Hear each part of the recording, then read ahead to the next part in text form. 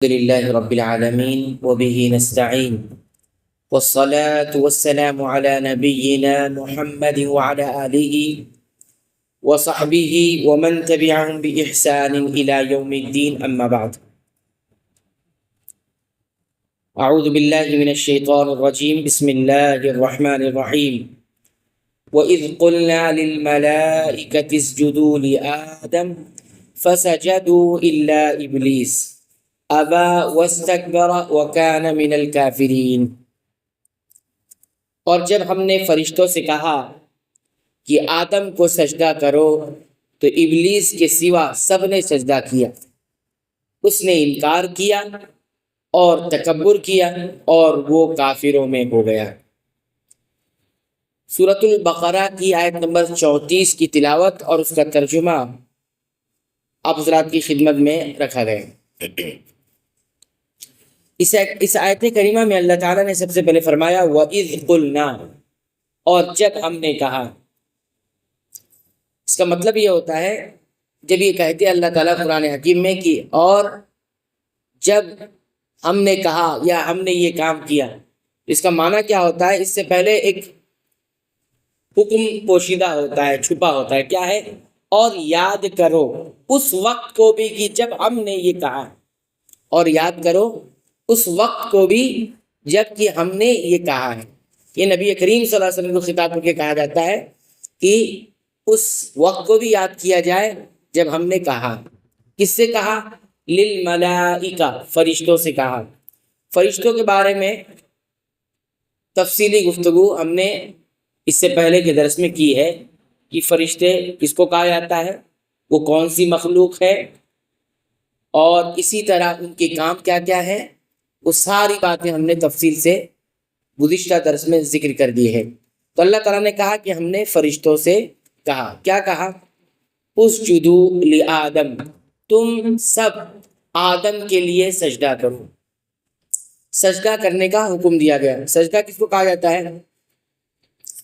سجدہ کہا جاتا ہے سجدہ کرنے والا اپنی پیشانی کو زمین پر رکھ دے، خشوع کے ساتھ، خضوع کے ساتھ، دل کے جھکاؤ کے ساتھ، جسم کے جھکاؤ کے ساتھ، یعنی اپنی پیشانی کو سجدے زمین پر رکھ دینا، اس کو سجدہ کہا جاتا ہے۔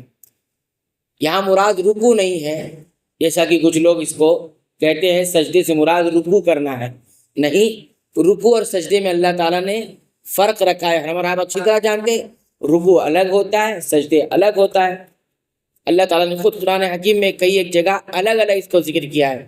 ایک جگہ فرمایا صحابہ کرام کی صفت کا ذکر کرتے ہوئے تراہم رکعن سجدن، کہ تم انہیں کیسا پاؤ گے؟ رکوع کرتا ہوا بھی، یعنی جھکے ہوئے بھی ہیں، اور سجدن، سجدہ کرتے ہوئے بھی پاؤ گے۔ تو سجدہ اور رکوع دونوں الگ ہے، اس لیے اللہ تعالیٰ نے دونوں کا ذکر کیا ہے۔ اسی طرح آپ دیکھیں قرآن حکیم میں یہ بھی بتایا گیا یا ایھا الذین آمنوا ارکعوا واسجدوا، اے ایمان والو رکوع کیا کرو اور سجدے کیا کرو۔ تو رکوع اور سجدے الگ ہے، اس لیے دونوں کو الگ الگ اللہ تعالیٰ نے ذکر کیا ہے۔ بہرحال یہاں بتایا گیا کہ آدم علیہ السلام کے لیے سجدہ کرو۔ کس سے کہا گیا؟ فرشتوں سے کہا گیا۔ فسجدوا، آگے فرمایا کہ فرشتوں نے سجدہ کر لیا، من غیر تاخیر، بغیر کسی تاخیر کیے حکم ملا سجدہ کرنے کا، لہذا سارے فرشتوں نے سجدہ کر لیا، الا ابلیس، سوائے ابلیس کے، سوائے ابلیس کے۔ ابلیس کون ہے؟ شیطان۔ ابلیس کون ہے؟ شیطان۔ اور شیطان، ابلیس کو شیطان کیوں کہا جاتا ہے؟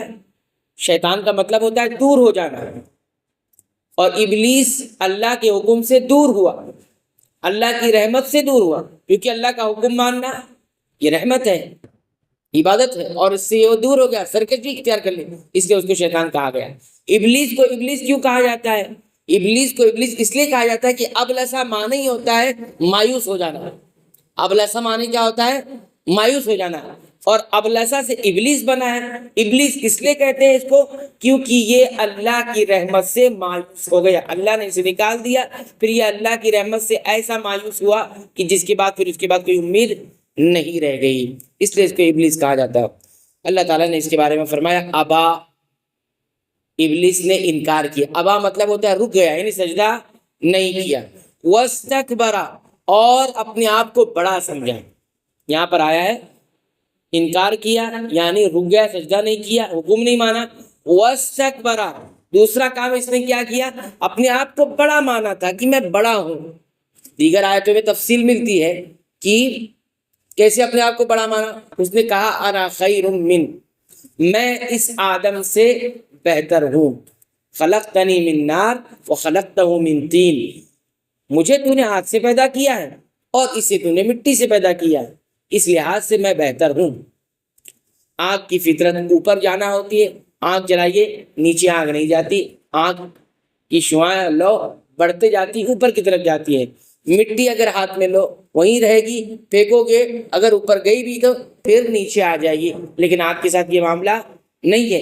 اس نے یہ قیاس اور یہ سارے بہانے تلاش کے اللہ کے سامنے پیش کرنے شروع کیے۔ اللہ کے سامنے اس طرح کے قیاس پیش کیے نہیں جاتے ہیں۔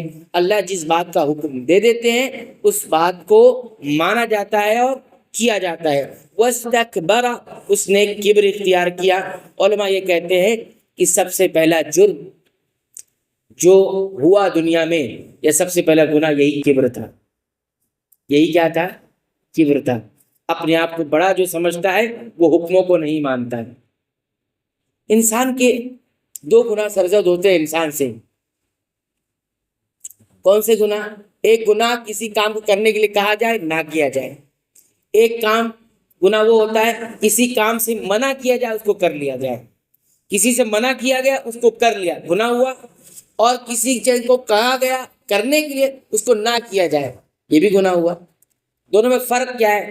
فرق یہ ہے کہ جس کام کو کرنے کے لیے کہا جاتا ہے اگر اس کو نہ کیا جائے تو اس کے پیچھے وجہ کیا ہوتی ہے؟ کبر ہوتا ہے، بڑائی اپنی۔ کسی کام کو اگر کرنے کے لیے کہا جائے اور آدمی نہ کرے تو اس کے پیچھے وجہ کیا ہوتی ہے؟ انسان کا کبر ہوتا ہے کہ وہ اپنے آپ کو بڑا سمجھ رہا ہے اس لیے حکم پر عمل نہیں کر رہا ہے۔ اور کسی کام سے منع کیا جائے اور اس کو انسان کر لے تو اس کے پیچھے وجہ کیا ہوتی ہے؟ اس کے پیچھے وجہ لالچ ہوتی ہے، شہوت ہوتی ہے۔ ابھی بتائیے آدم علیہ السلام کو بھی ایک حکم ملا تھا، کیا حکم ملا تھا؟ وَلَا تَقْرَبَا هَٰذِهِ الشَّجَرَةَ، آگے بھی تفصیل سے آئے گا کہ اے آدم تم اور جو تمہاری بیوی ہے جوڑا ہے جو یہ تم دونوں اس درخت کے قریب نہیں جانا۔ منع کیا ہوا؟ ایک چیز سے منع کرنے کا حکم دیا گیا تھا، انہوں نے وہ کر لیا، گئے وہاں پر اور کھا لیا، ٹھیک ہے۔ ابلیس سے یعنی فرشتوں سے اور شیطان ابلیس سے کیا کہا گیا تھا؟ سجدہ کرو، یہاں کرنے کا حکم دیا گیا تھا، یہاں نہ کرنے کا حکم دیا گیا تھا۔ اس نے بھی نہیں مانا، اس نے بھی نہیں مانا، دونوں نے نہیں مانا۔ دونوں میں فرق کیا ہے؟ اس نے کبر کی وجہ سے نہیں مانا، سجدہ نہیں کیا، اور انہوں نے لالچ میں آ کر، شہوت میں آ کر اس پھل کی لالچ میں اس کو کھا لیا، نہ کرنے والے کام کو انہوں نے کر لیا۔ فرق سمجھ میں آیا؟ انسان کبھی کوئی کام اللہ کے حکم کو نہیں کرتا ہے اس کا مطلب کبر ہے اس کے اندر، اور کسی کام سے منع کیا گیا اس کو کرتا ہے اس کا مطلب اس کے اندر لالچ ہے۔ ان دونوں کو کنٹرول میں کبر اور لالچ، جس کو حرص کہا جاتا ہے۔ حرص کبھی کبھی اچھی بھی ہوتی ہے، اگر اچھی چیز کے لیے ہے حرص لالچ تو اچھی ہے، بری چیز کے لیے ہے تو بری ہے۔ یہ دونوں فرق سمجھیے۔ بہرحال اللہ تعالیٰ نے فرمایا کہ وہ کبر والا ہوا یعنی اپنے کو بڑا سمجھا، وَكَانَ مِنَ الْكَافِرِينَ اور وہ کافروں میں سے ہو گیا، انکار کرنے والوں میں سے ہو گیا، کافر میں سے ہو گیا۔ اب دیکھیے کفر کی کئی ایک قسمیں ہیں انکار کرنے کی۔ تو ایک کفر ہوتا ہے انکار والا کفر، سرکشی والا کفر، اور ایک کفر ہوتا ہے انسان نہیں سمجھتا ہے اس لیے انکار کر دیتا، نہیں سمجھتا ہے انکار کر دیتا، جہل والا کفر۔ تو وہ تو پھر بھی بہرحال ایک طرح سے معاف ہو سکتا ہے، لیکن وہ کفر، وہ انکار جو انسان سرکشی کے طور پر کرتا ہے وہ معاف نہیں ہوتا، اس لیے اس کا معاف نہیں ہوا، معافی مانگا بھی نہیں اور معاف ہوا بھی نہیں، کیونکہ اس کا انکار کیسا تھا؟ یہ سرکشی والا تھا، اس کو بغض تھا آدم سے اس کو بغض تھا، یا اسی طرح کسی قسم کا حسد تھا۔ علماء نے یہ بھی کہا ہے کہ سب سے پہلا گناہ حسد سرزد ہوا، جیسے ہم نے بتایا کہ پہلا گناہ کبر ہوا کہ اس نے اپنے آپ کو بڑا سمجھا، اس نے نافرمانی کی، اور بعض علماء نے یہ بھی کہا ہے کہ سب سے پہلا گناہ اس سے کیا ہوا؟ وہ حسد کرتا تھا آدم سے اس کو حسد تھی اس کی وجہ سے، تو حسد پہلا گناہ ہے، پہلا گناہ ہے دنیا کا۔ اور اسی طرح کبر یعنی بڑا پن، کبر تکبر اس کو کہتے ہیں۔ تو بہرحال یہ آیت کی ہم نے معانی کی تفسیر ہلکی سی آپ کو اس میں بیان کی کہ یہ اللہ تعالیٰ نے سب سے پہلے ذکر کیا کہ آدم علیہ السلام کا حکم کو سجدے کا حکم دیا گیا، فرشتوں نے ساروں نے سجدہ کیا، ابلیس نے سجدہ نہیں کیا۔ اچھا کوئی یہ کہہ سکتا ہے حکم فرشتوں سے تھا، خود اللہ نے کہا کہ ہم نے فرشتوں سے کہا، تو جب حکم فرشتوں سے تھا تو پھر ابلیس تو اس میں شامل ہی نہیں تھا حکم میں، تو اس کو کیا کرنے کی ضرورت تھی؟ اس کو تو ضرورت ہی نہیں تھی کرنے کی۔ یہ کہا جا رہا ہے کہ یہ الگ بات ہے کہ ابلیس جو ہے یہ الگ مخلوق ہے، جنوں میں سے ہے، اور فرشتے ملائکہ میں سے ہے۔ ملائکہ یہ روشنی سے پیدا کیے گئے ہیں، نور سے پیدا کیے گئے ہیں، اور جنات جو ہے جس میں سے یہ شیطان ابلیس ہے یہ آنکھ سے پیدا کیا گیا ہے، دو الگ مخلوق ہے۔ لیکن چونکہ فرشتوں کے ساتھ یہ رہتا تھا، فرشتوں کے ساتھ رہتا تھا، تو جب حکم فرشتوں کو دیا گیا تو ساتھ میں یہ حکم میں شامل تھا، یہ حکم میں شامل تھا، اس لیے تو یہ منع کر رہا تھا، انکار کر رہا تھا، ورنہ یہ کہتا تھا میرے کے لیے حکم نہیں ہے۔ لیکن وہ منع نہیں کیا، بلکہ اس نے اپنی ایک جو ہے ایسی دلیل دی جس کی کوئی حیثیت نہیں تھی۔